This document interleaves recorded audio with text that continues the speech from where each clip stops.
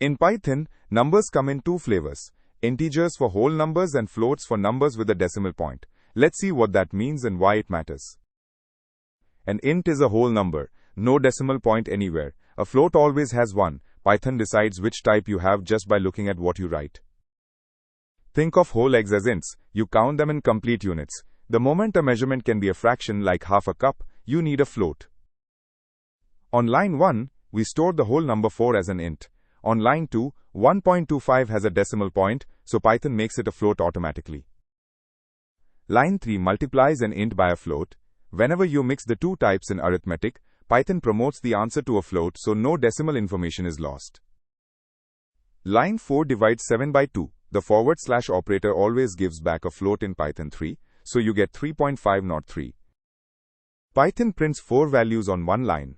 Notice that apples prints as 4 with no decimal, while total prints as 5.0 and result as 3.5, both floats, shown by that trailing .0 or .5. Ints are precise and can grow as large as your memory allows. Floats handle fractions but occasionally carry tiny rounding errors, a normal trade-off in all programming languages. To recap, ints are whole, floats have decimals. Mix them and you get a float, and the division operator always returns a float no matter what. You now know how Python handles numbers.